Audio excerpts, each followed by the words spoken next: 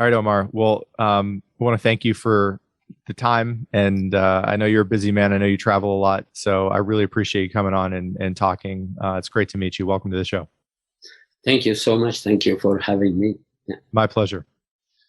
Let's start at the beginning, as I like to do with all of my guests, related to what's bringing us to this conversation in the first place. I would love to get in as much detail as you would like to provide information about your story personally, of where you were born, what your upbringing was like.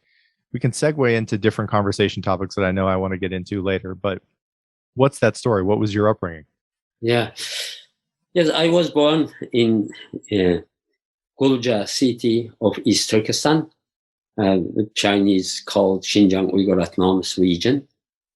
And I, until my 9 years old, I lived in East Turkestan. My father, when I was born, of course, I can tell you, when I was born, my father was in jail because of his political activities.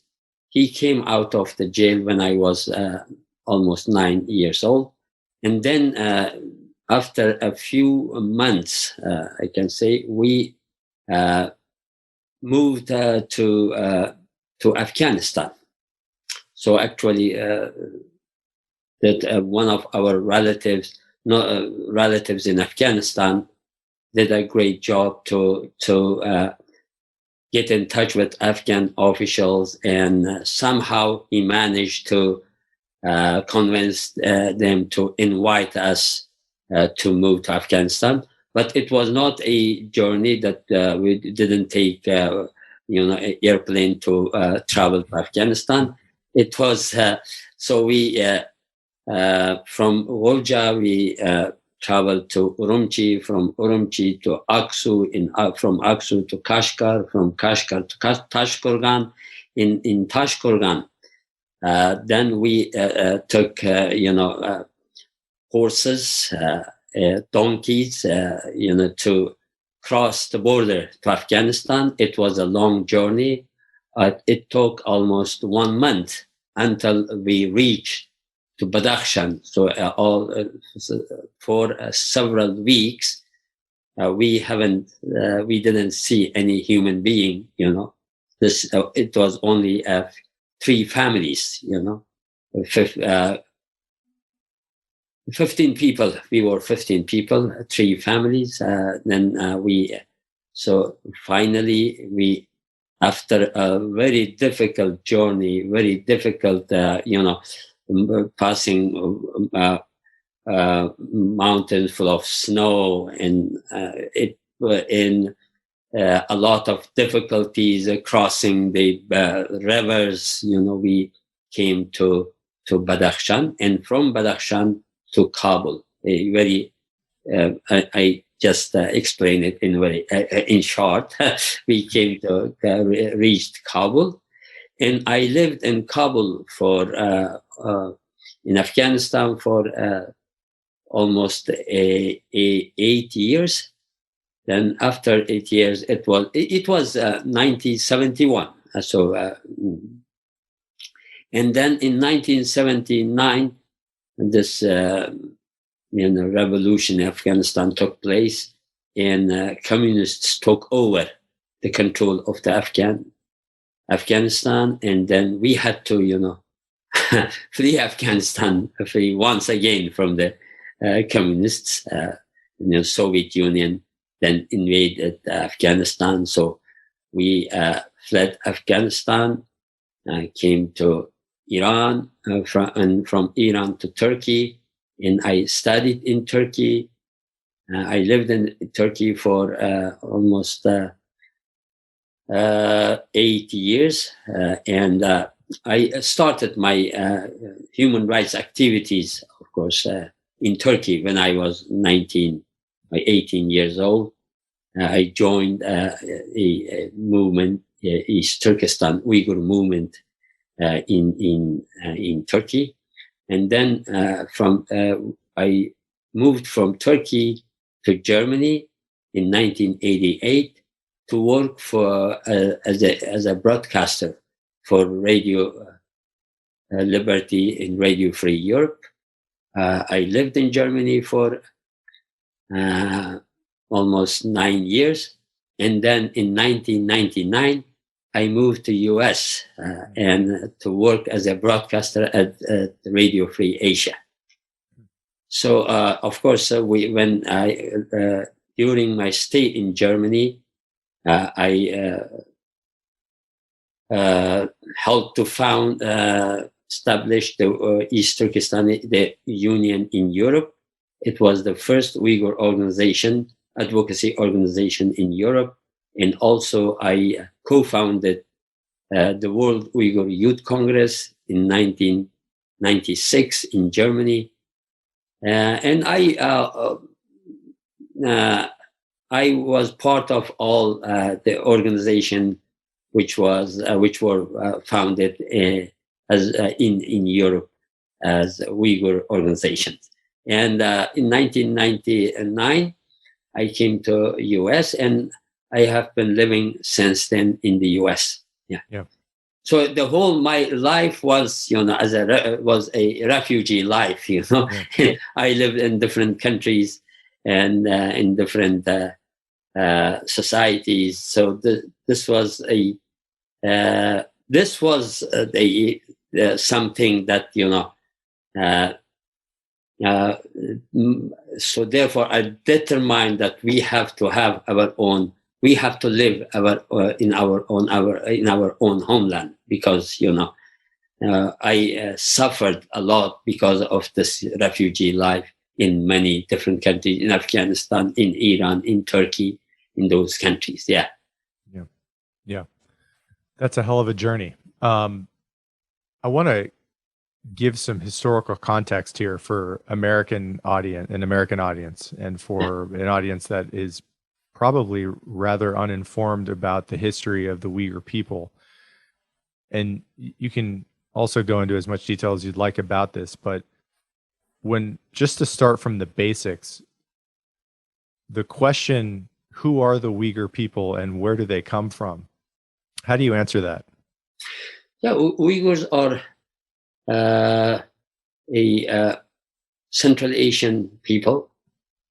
They have been living in their homeland, which we call East Turkestan, for thousands of years. They are a Turkic Muslim people, and they have a rich history, culture, and tradition. And they, of course, Uyghurs built empires in 18th century, in 8th century, in 1755, and they had also the most, one of the first Turkic people who built cities and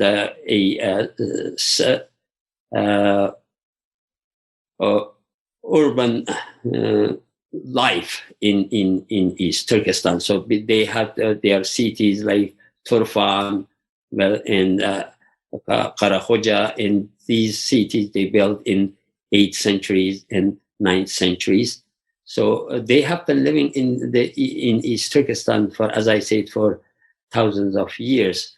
And of course, in 1884, for the first time, the Chinese Qing dynasty, occupied East Turkestan, but in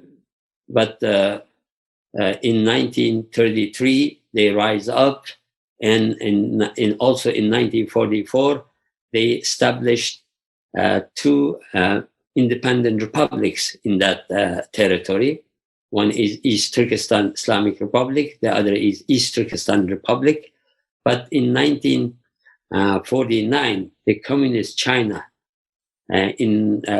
of course, in cooperation with the Soviet Union, crashed this East Turkestan Republic, which was established in 1944, and took over the control of the region.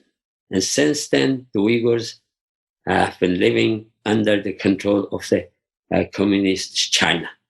I want to underline that point. So if I heard you correctly, there were stretches of time where these were autonomous people, living in their own independent republic. Yes, of course. As I said, it was, of course, very short-lived republics, 1933 and 1944. But the Chinese didn't have any permanent control on this land. We have been in, we had a relation with China. So China's in history, sometimes for one or twice occupied East Turkestan, but after the resistance of the local people, they retreat, and the East Turkestan lived, free and not under the Chinese control. It was not under the Chinese control for several hundred years.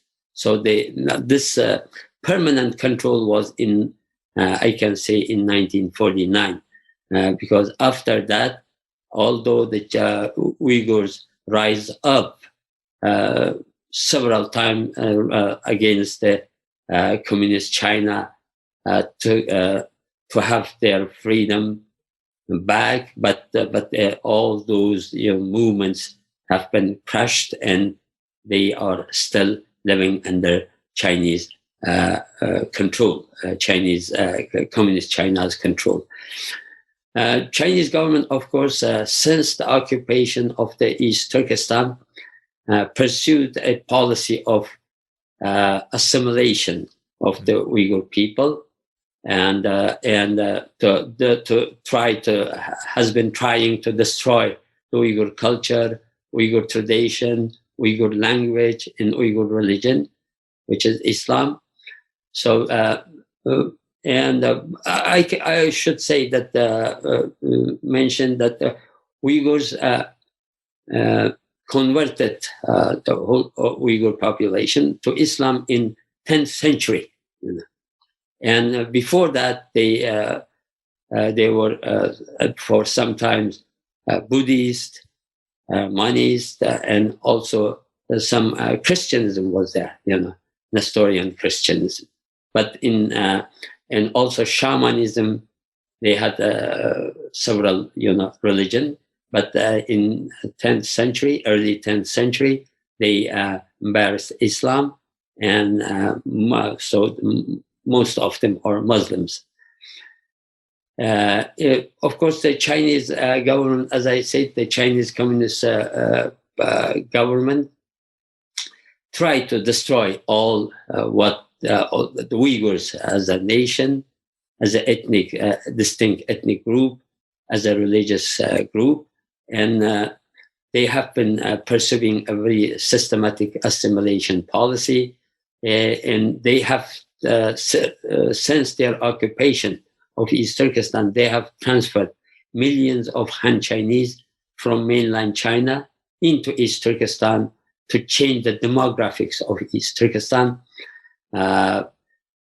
So when they occupied East Turkestan in 1949, there were only 3% of the population were Chinese.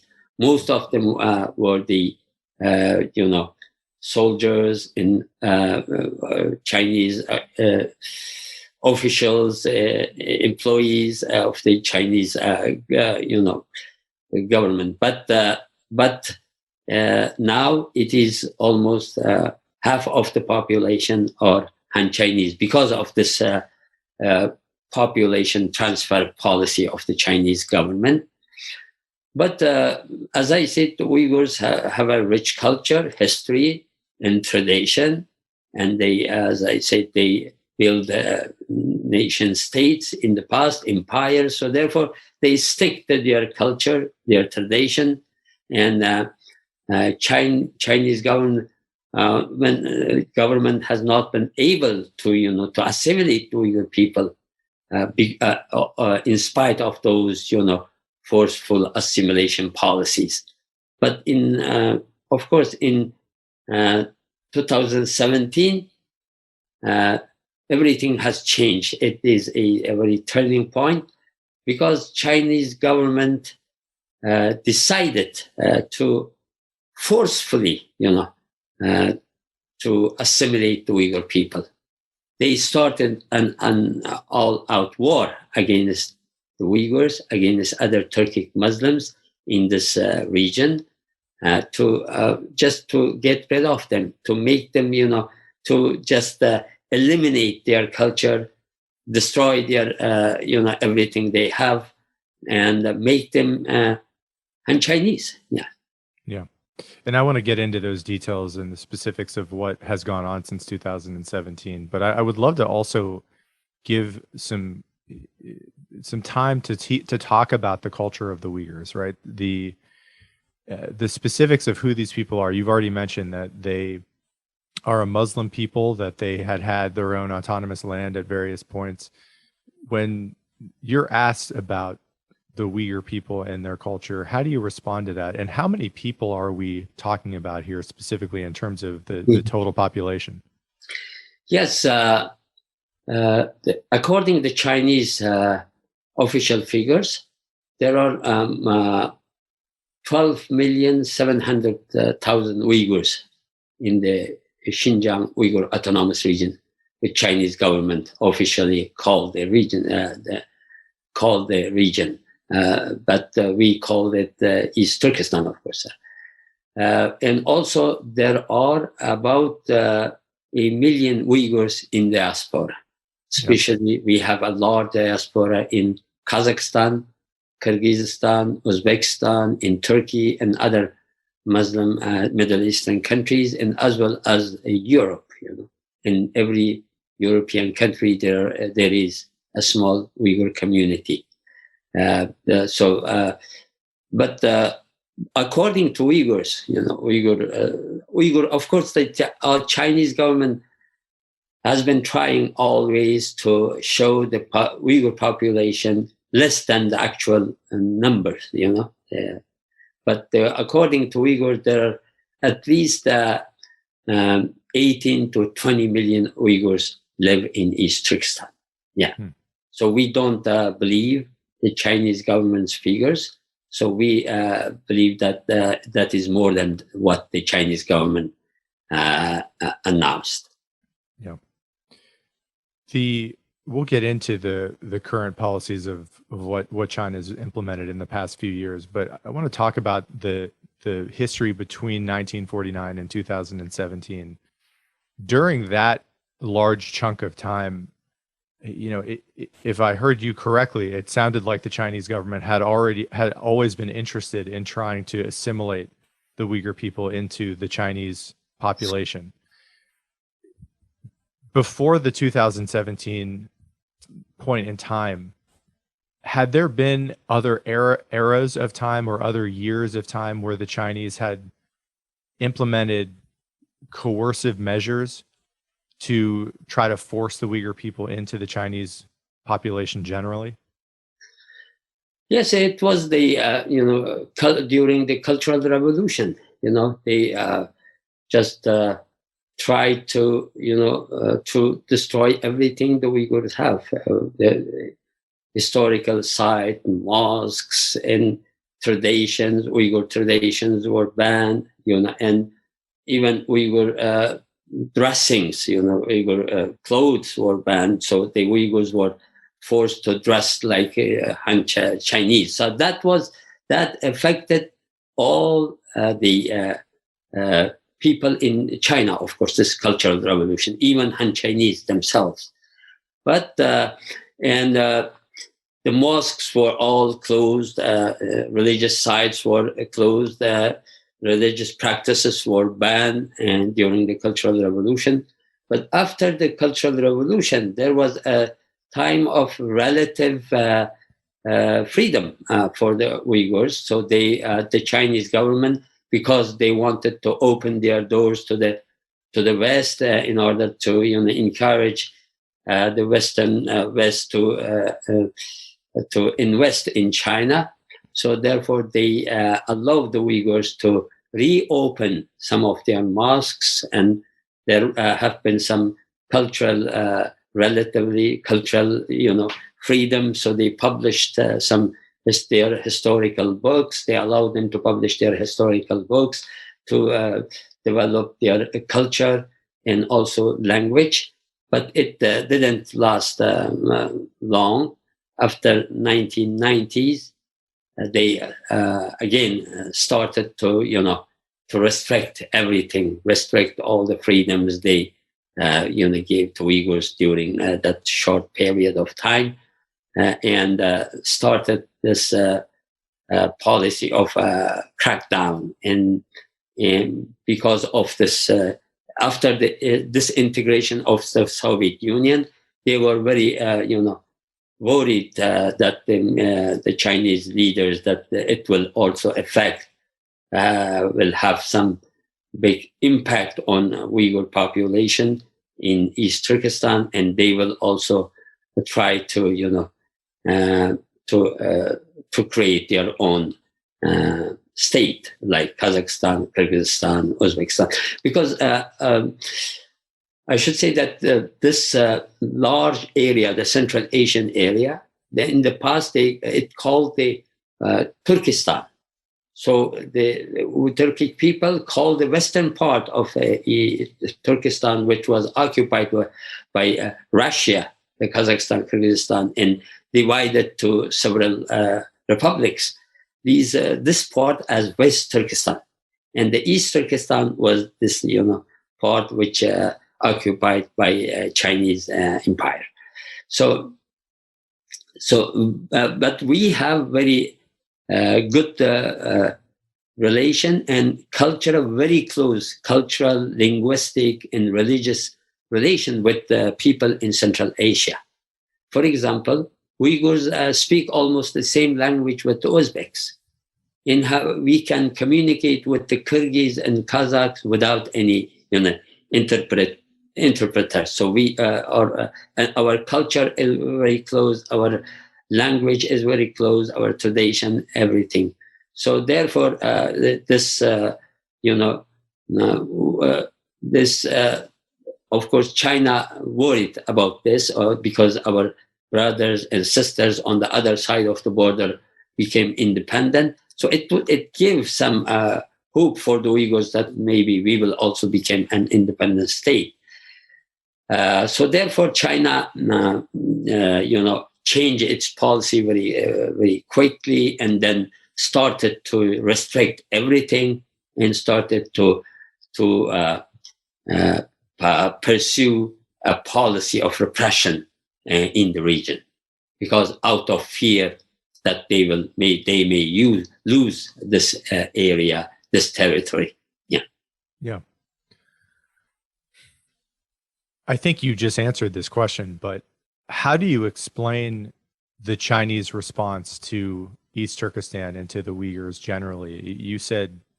I think you just said that it was out of fear of their own potential independence, but is it really that simple that is how, the majority of the explanation is really rooted in that fundamental fact that it's a fear of losing that territory and losing power over such a large population? Of course, many because of China's after this, this integration of the Soviet Union, China launched a policy of go to a West policy. This is also was a policy to assimilate to the Uyghur people, to get control of the region. It is under their control. They, they strengthen their control, because at that point they encouraged, the Han Chinese to move by hundreds of thousands to this region.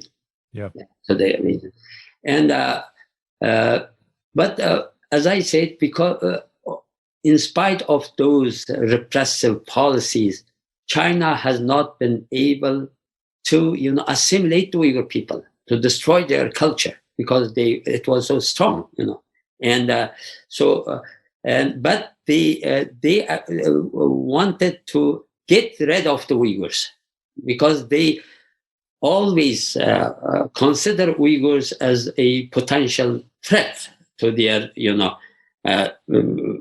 their control in East Turkestan. But after Xi Jinping, this policy became more repressive because Xi Jinping in 2014, Xi Jinping visited the region, Urumqi, in Kashgar. Kashgar is the hub of the Uyghur culture and tradition. And most of the people in Kashgar lives in a very traditional way. And most of them cannot speak Chinese even, because we don't, also I should say that we don't have anything in culturally, linguistically, traditional with the Chinese, because we are part of the Central, we are more part of Central Asia, So when he visited, according to the information we received, so when he visited Kashgar, he saw a very different country. Then maybe the local communist leader officials reported to their, superiors in Beijing that, we have done our work in East Turkestan or in the Uyghur region. So we achieved a lot and assimilate most of these people, maybe, So when he visited Kashgar, he saw a very different picture. Even we don't know whether it is true or not. We received information that he told to the Chinese officials, what have you done in 70 years to change these people? Yeah. Why the Uyghurs are still Uyghurs? He questioned the Chinese officials, party officials. And he was very disappointed to see that, 70 years of Chinese assimilation policy didn't have any effect in that region. Because since 70 years, they have been encouraging, Chinese, Han Chinese to marry Uyghurs. There are a lot of,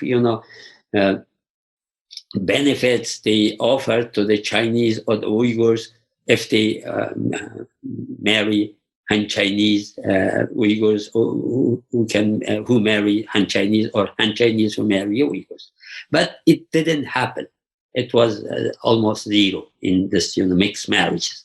So he was very upset, and then he also, as you know, he had he launched this one belt, one road policy, and the gateway of that project is start from East Turkestan, one from Kashgar, and the one from the Volga, one from north, one from south. So from Kashgar all the way to Pakistan and Middle East, and from in the Europe, and from the north from Kyrgyz all the way to Kazakhstan, Russia, and so this is something that the China dream. In order to realize China dream, so one belt, the success of the one belt, one road policy is a very essential thing. And he saw the Uyghurs may become a obstacle in realizing its, the project, of a one belt, one road project, because strategically, this East Turkestan is very important. As I said, the gateway for the Chinese, this one belt, one road project of the Xi Jinping, and also all the pipelines, oil, natural gas pipelines from Central Asia, from Turkmenistan, all cross from East Turkestan and go to the mainland China. And also, East Turkestan is very rich in natural resources, in oil, in natural gas, in gold, and all kinds of rare minerals. It's a very rich country, So therefore, they want to use, that richness to realize their dream, and also the strategic location. Also, to it is very essential for their for realizing their China dream. So therefore, they started to consider the Uyghurs as a potential threat to their, this project, because they think that the Western countries may encourage Uyghurs to rise up, or to try to create their own independent country and separate this region from China. So it is very a real fear of the Chinese government. And so therefore they launched a policy of, as I said, forced assimilation. In 2017, the systematic assimilation policy, which has been Chinese government has been pursuing for 70 years, turned into forced assimilation and come to the point of genocide. Now it is a genocide is going on in East Turkestan. I appreciate that thorough explanation there, and I want to get into those details and give you time to talk about what is going on currently. One question I did want to give you time to also address, and I know these are going to be stereotypes and generalizations, but for people who have never been to that part of the world, don't know Uyghurs personally, how would you describe the Uyghur people generally? Oh, of course, it's my people. So they are very peaceful people, first of all, very guest-loving people. They love guests. They are, they have, they want to, help everybody. They are so, how can I describe this? The honest people, very loyal people, and they are very, also very strict to their culture, to their tradition, and they have a very rich music. They are humorful people, so they can, they can, in very dark, very different situations, even, they by turning that, suffering, they can turn that suffering into a, happiness. So this is very, very lovely people. Yeah. The way in which you just described the rich food, they have very rich food, rich music. 72, I heard, I'm not a musician, but I heard that Uyghurs have 72 kind of musical instruments and very rich music. They have very rich music, very rich culture, tradition. So I we are talking about planning, dreaming to create a museum of Uyghur art, Uyghur, dresses, because Uyghurs, for example, almost every village in Uyghur homeland has a different, man and woman, children, different clothes, very colorful dresses, very colorful, so it is unbelievable, if you bring that all those things together. So we are planning to create first of all, to organize and have an exhibition of Uyghur tradition, Uyghur culture, some music instruments, all these things to introduce Uyghurs for the international community, because China is destroying such a rich culture. And it's a part of the human, all human, created for the world civilization. This tradition, this rich culture. China is destroying everything. Now Uyghurs are banned to even to dress with their traditional dresses. Wear traditional dresses, and yes, we, as you said, we can talk about the current situation. I can explain it when we talk about the current situation. And I'd like to transition into that. If I heard you correctly in your analysis of the shift, roughly speaking, from pre-2017 to 2017, as I understood your analysis, it sounded like the policies went from, economic incentives and governmental incentives for integration to forced integration, roughly speaking. And that it was, Xi's observation largely of the, from his perspective, the unsuccessful integration of the Uyghur people into Chinese culture that triggered a lot of these changes. Is that a fair assessment from your perspective, or is there anything you would add to that? Even economic. So Uyghurs have been, treated as a second-class citizen. Even from the very beginning. So there was not of course, they invested in this Uyghur homeland a lot, and it developed a lot, and economically it developed. But all this, who benefited from that? The Han Chinese. From these, buildings that you see, now you will see the Urumqi as a very developed, advanced Western cities. But who lives in those, high buildings? All Han Chinese. There is no Uyghurs.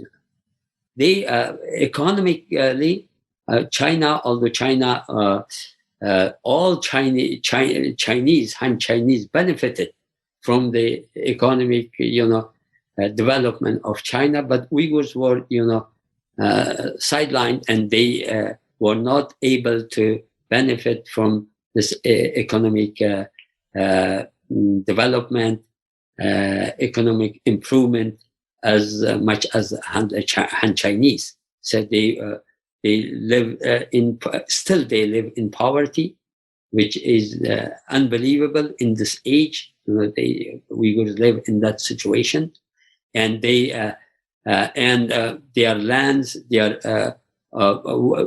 most of the Uyghurs are farmers, so all their lands were confiscated by the Chinese, and the Chinese government gave that land to the new Chinese settlers who immigrated from from mainland China to East Turkestan.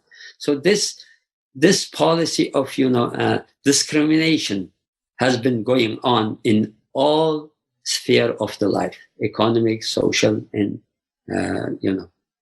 political. Yeah. So that kind of discrimination had been occurring far before 2017. Yeah. Let's talk about that shift and what has happened since 2017. I guess my first question would be, why 2017, right? Why did these changes occur in that year versus some other time? Was there something specific about 2017 that made these changes more palatable to the Chinese leadership? How do you explain that shift? Yes, it was in the planning for many years, this policy, because I think 2009 there was an unrest in Urumqi. Hundreds of people died because the cause of this unrest was the killing of the Uyghur workers in a factory in mainland China, in Guangdong province, by a Chinese mob. So and then Uyghurs in Urumqi, in other cities, try to protest that killing of the innocent Uyghur workers, because Chinese government didn't took at that time any action didn't take any action to prosecute the perpetrators of that that mob attack. So this it was a peaceful demonstration, but this peaceful demonstrations, because of this brutal treatment of the Chinese police, turned into a bloody incident, and some Uyghurs then attacked Han Chinese, and then Han Chinese attacked Uyghurs, and this was a turning point, because at that point, I think the Chinese government realized that its policy, because since that 2009, Chinese government has been telling the world that all ethnic groups in Uyghur homeland, in Xinjiang, Uyghur Autonomous Region, living in a harmonious life. But this incident showed that this policy, Chinese policy, failed in that region. And they tried to solve that Uyghur. This was a final solution. They decided at that point. So what to do with the Uyghurs? They said they decided we have to do something to forcefully assimilate this ethnic group, the Uyghur, and then eliminate this threat eliminate this threat. So therefore, they prepared for that for a few years. They couldn't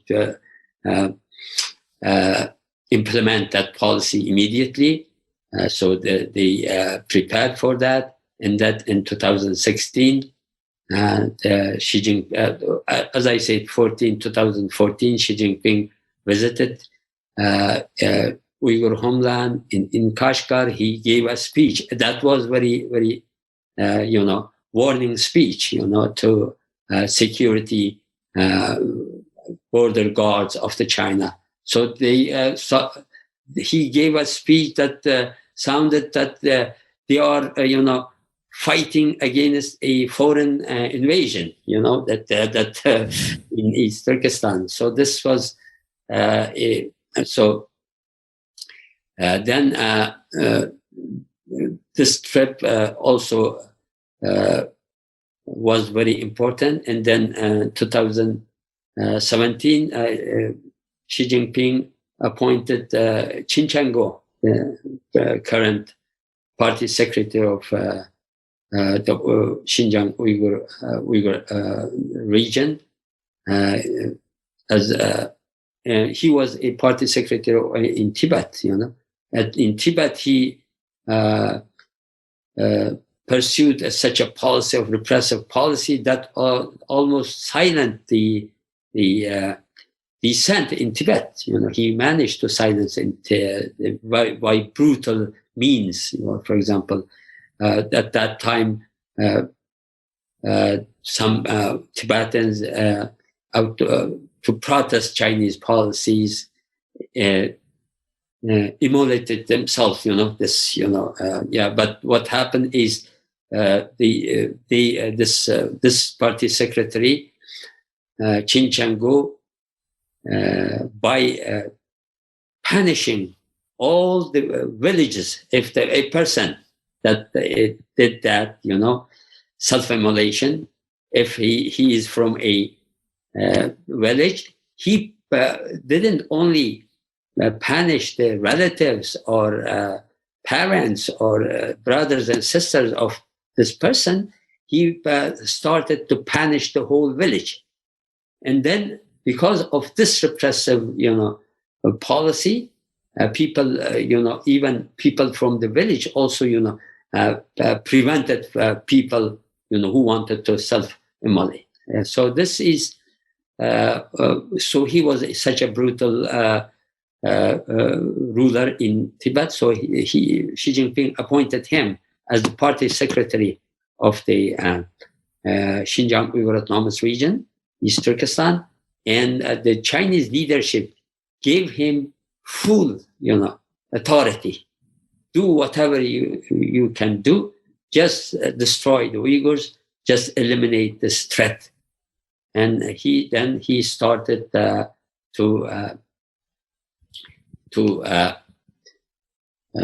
round up people that build concentration camps and started to round out the people from the streets, from the villages, and started to put the Uyghurs in the camp. It didn't matter whether he's old, he's young, he's ill, he's sick. So just whoever is Uyghur, it is he should be put in the concentration camp. So this was the start of that very brutal policy, and he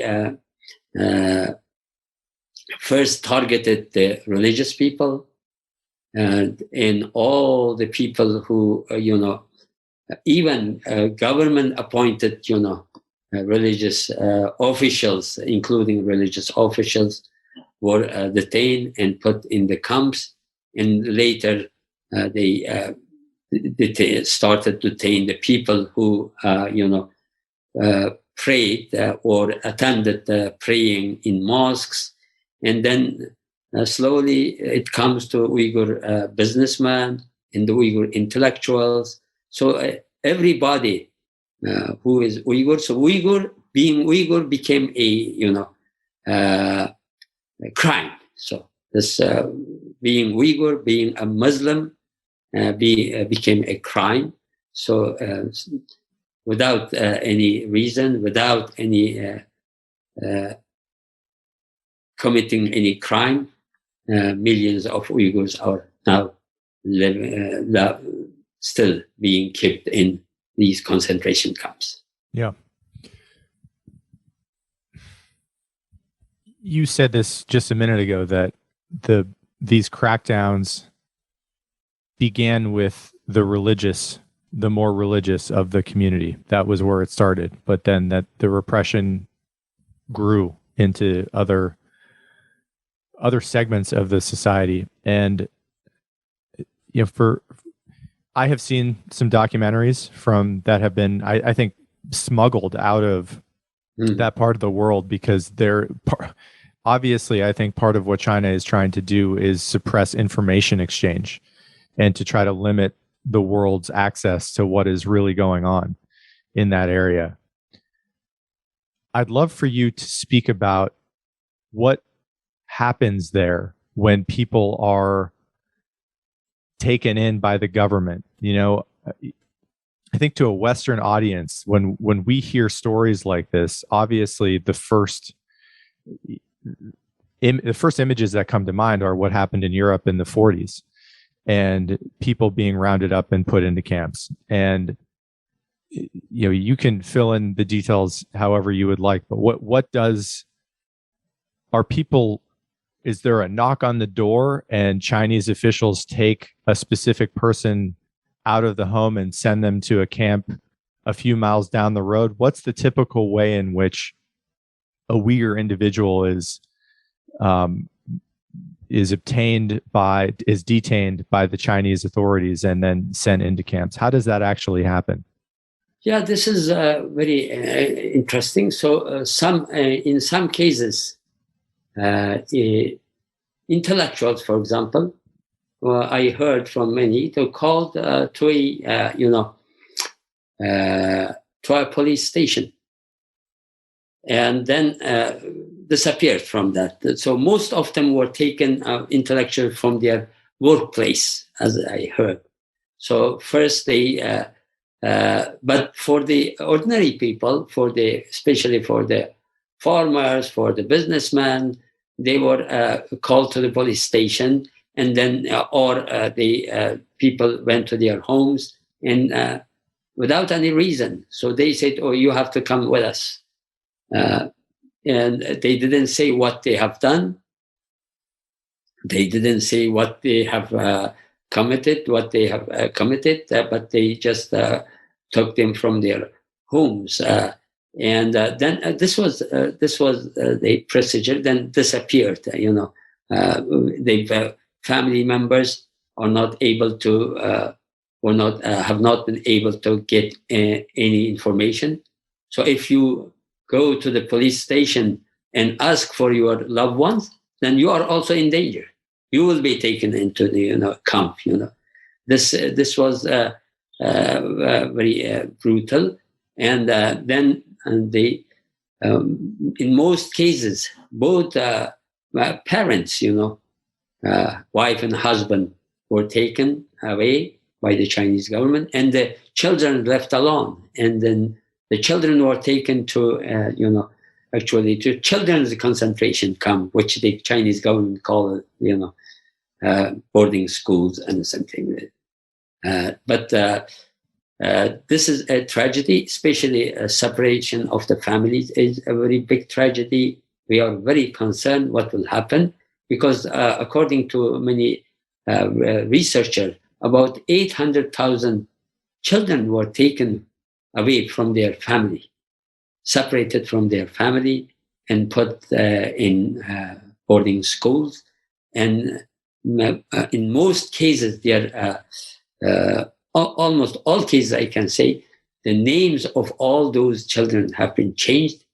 They are not using anymore the Muslim names because, as you know, certain Muslim names are banned in China. Chinese government banned certain Muslim names, which is very common among the Uyghurs. So these common Uyghur names was banned. So therefore, in school, they in this so-called boarding schools, they changed their names, and they are not allowed to speak Uyghur. They are dressed with the traditional Chinese dresses. Even it is not common in China. It's not in mainland China. The mainland China, they don't use that. They laugh when the Han Chinese see these pictures of the schools, boarding schools. They laugh. Wow, what is this? And they forced to greet the people with the very traditional Chinese way. So this is not anymore. Nobody do that in that way. So, but this is the case. So, and they are not allowed to contact their family members. Most of the family members are in concentration camps. So what will happen to them after 5 years, when they came out of the camp? And even if their parents came out alive from the camps, they will not able to find their children. They will not able to join their children. And maybe their children will be brainwashed until then. Maybe they will come out of the camp and hate their parents. This is what the Chinese government wants to do. Yeah. So, destroying, and this nation, the Uyghur nation, to destroy everything they have. So they have already done the damage.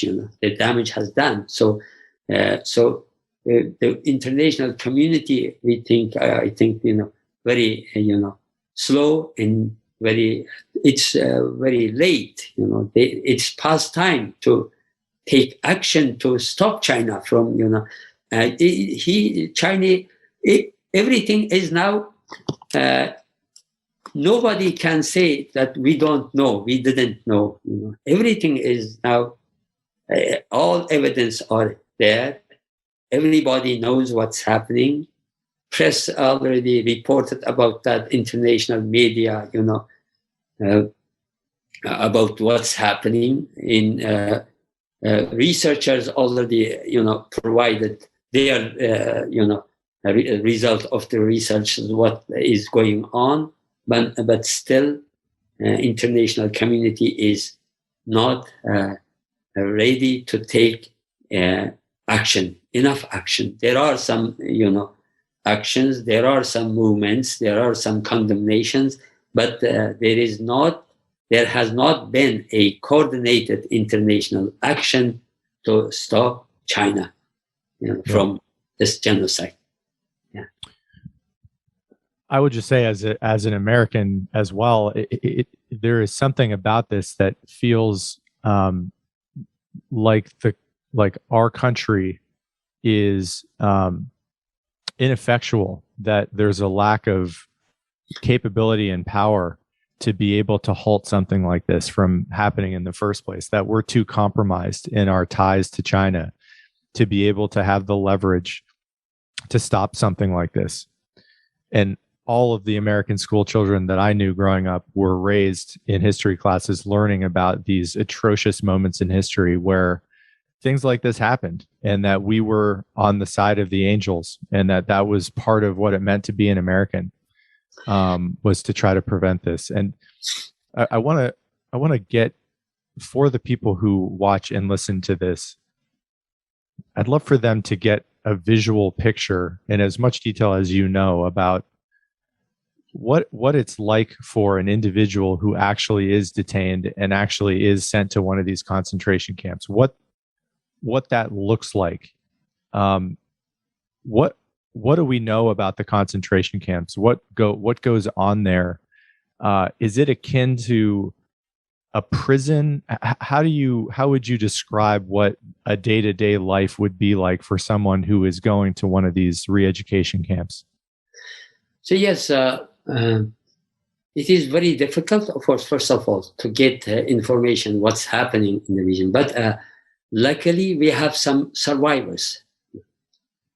Miraculously, these survivors came out of the camp and testified and told us what they gone through, in these went through in this concentration camp. So, and why miraculously I said, because they had some foreign connections, these survivors. For example, one survivor was married to an Egyptian man, so therefore the Egyptian government, interfered, and so they released in condition that she will, not expose anything what she went through in these camps.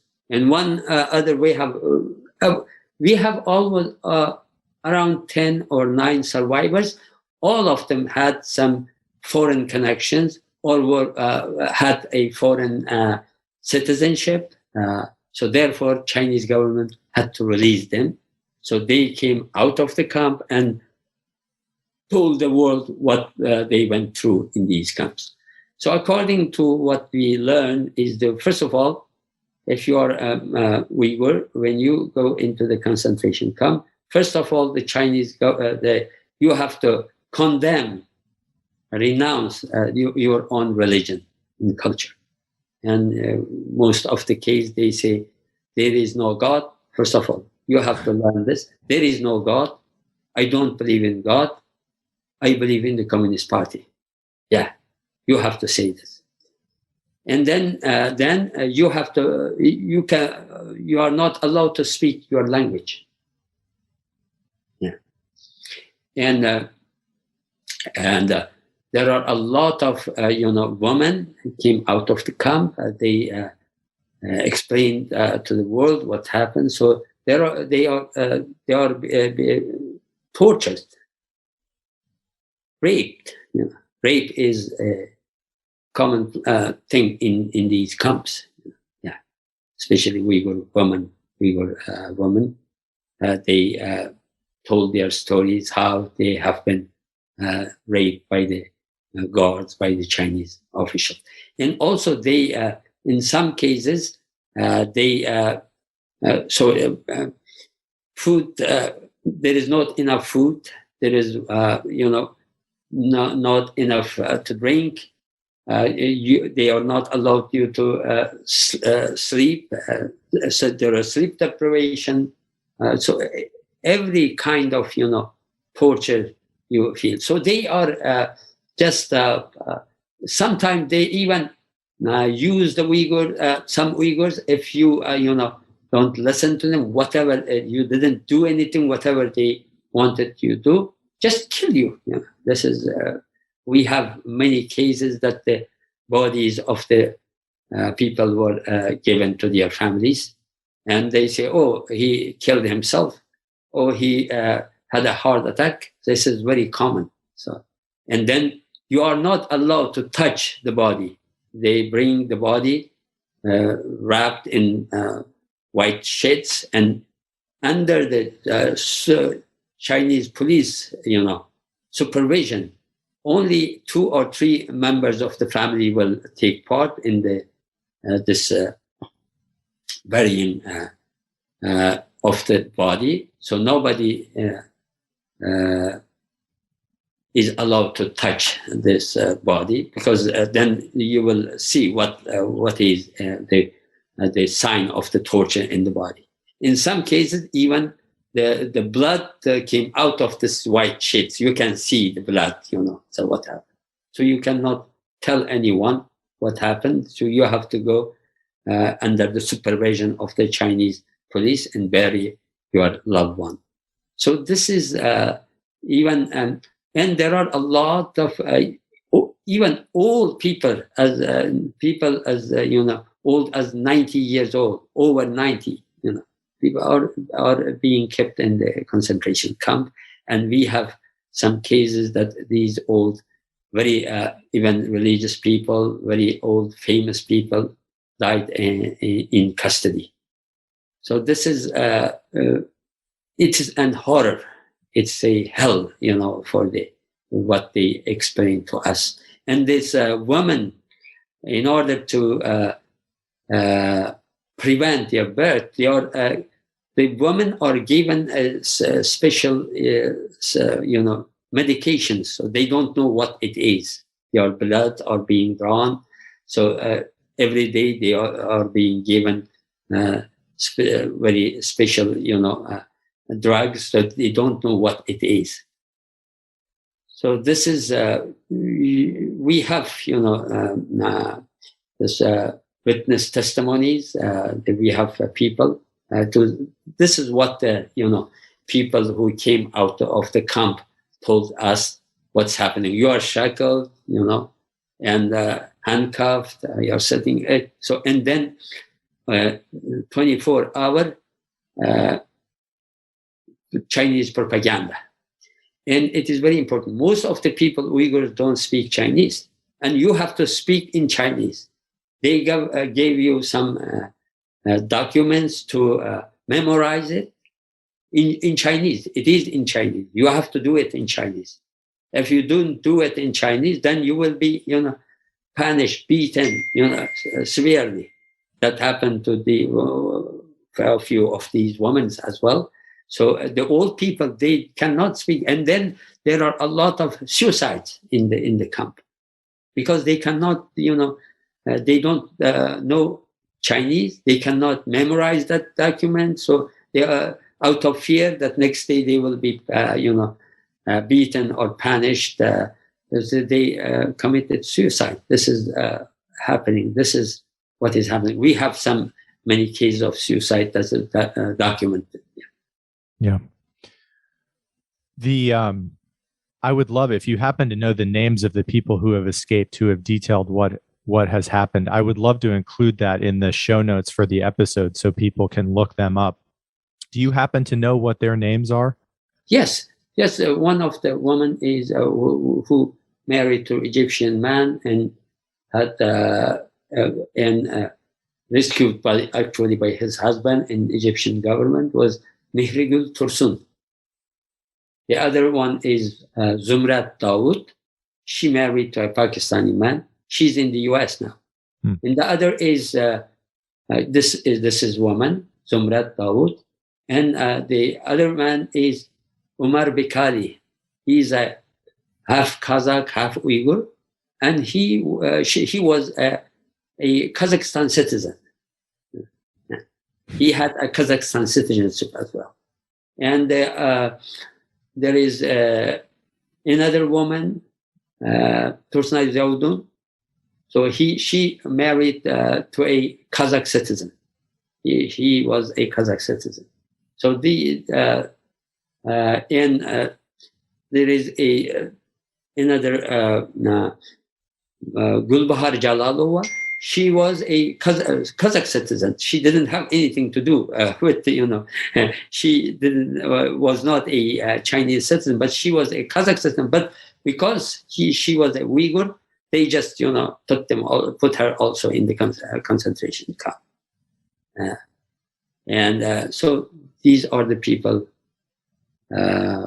which miraculously managed to get out of the camp and told the world what was really happening. And there are also some Kazakh, Gulzira. She's now in the US, and she is also one of the survivors of the camp. She is in the US. Now, Mehirgul Tursun, Zumrat Tawud, Tursnay Jawdun, and Gulzira are in the US. Umar Bikali and Gulbahar Jalalova are in Europe. And there is also Kalbanur Siddiq. There is another woman. She's an Uzbek woman, Uzbek Uyghur woman. And also Gulbahar Khatiwaji, also in France. So these people had connection with this, foreign countries. And because, for example, Gulbahar Khatiwaji, her husband was in France, and because of that, she was able to get out of the camp.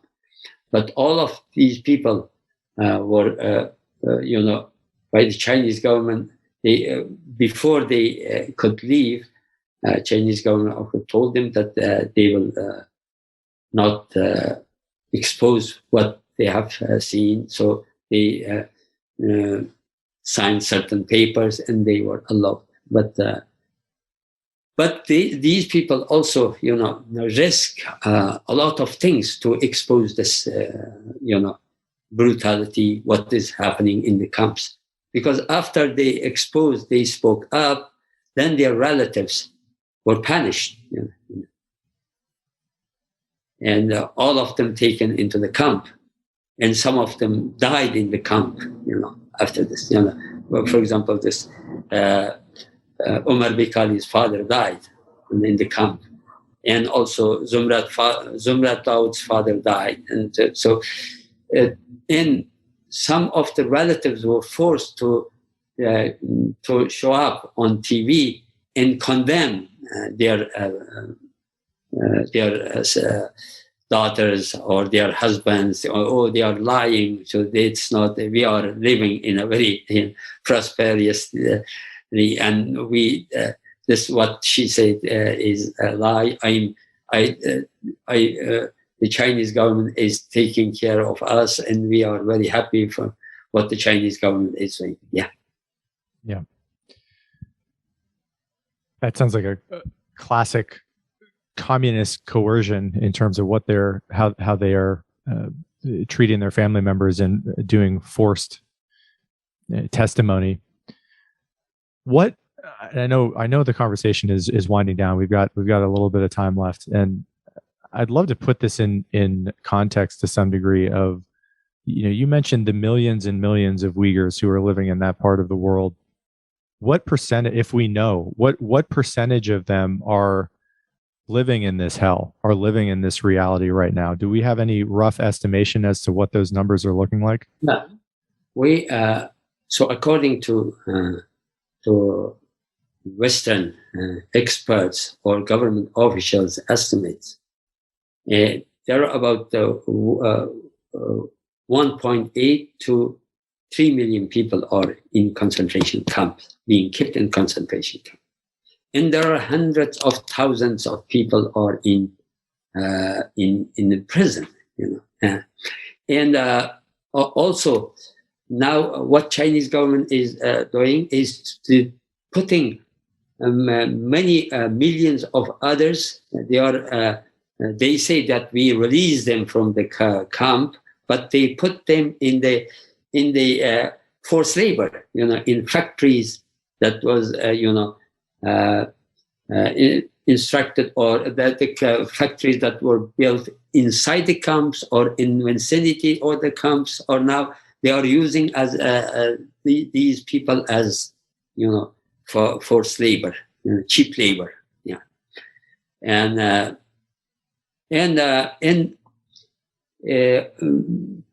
generally, I can say that, all the people are, the people who are out of the camp are not free, of course. They are under surveillance 24/7. And even the Chinese government sent party officials to the homes of the Uyghur people. According to Chinese official announcement, in last 2-3 years, more than 1 million Han Chinese party cadres visited Uyghur homes or lived with the Uyghur people.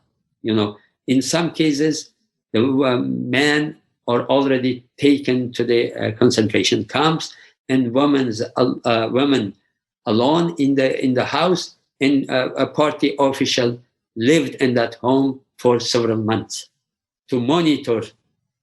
They are not only using the most advanced surveillance technology to surveil the Uyghurs movement, but they also put, party cadres in the Uyghur homes to monitor Uyghurs in their own homes. This is now, so therefore it is, maybe the people outside the camp are not in the camp, but actually they are under the surveillance, under the control, so they are also not free to do anything. Yeah. So it doesn't matter. You are in the camp. You are maybe you are not beaten. You are not humiliated. So this is one of the things that they do in the camp. They beat you and they humiliate you, and they say, "Oh, you are, call you them with a very bad words that humiliate you, to force you to resist or say something, and then if you say something, then you are dead." This is so they are trying to to just crush the moral of the Uyghur people. So therefore they are doing this. So and we don't know, as I said, 1 to 3 million people are in the camp. So we don't know how many people are died, how many people are alive, because nobody is able to get any information about them. So hundreds of thousands of people have a lot of sicknesses, and diseases, heart disease and diabetes, hundreds of thousands of them. But they are not being treated in the camp. They don't have that luxury. So they maybe hundreds of thousands of people already died. We don't know. So therefore, we cannot say how many are alive, how many are dead. But the people outside the camp also are not very different, and they are always in fear that they will be taken to. And in the case of this party cadres, they can do anything in that home they want. Otherwise, they will report to the to their superiors that, oh, they are a suspicious family. They are maybe they are praying, maybe they are they have extremist idea. Then gone. So therefore, they do whatever they want. They cook for them whatever they want. These women. So this is very a big humiliation for the Uyghur people. Now, what the Chinese government. Yeah. It is unbelievable what's happening. So it is. So therefore, the people, there are a lot of evidences now. So there are a lot of witnesses, research, researchers, independent reporting. So therefore, based on that evidences that some governments received, and they call this what the Chinese government doing to the Uyghurs as genocide. First of all, U.S. government, U.S. State Department labeled the Chinese treatment of Uyghurs as genocide, and parliaments of all 7 countries also made that determination that this is what's going on is a genocide. So we are trying to convince more countries to label what's going on as genocide. That is the right termination, and that's the right definition. What's going on? Yeah, because it fits to all what's going on in our homeland. What's going on, or what the Uyghurs are facing in East Turkestan fits to all definition of genocide convention. Yeah, separation of the families, killings. Although there is, and also destroying our culture, our ethnicity, to trying to destroy us as a distinct ethnic group. Yeah. I know we got to wrap this up, but first of all, I just want to thank you for sharing all of this information and the work that you and your organization does. I think it's obviously extremely important.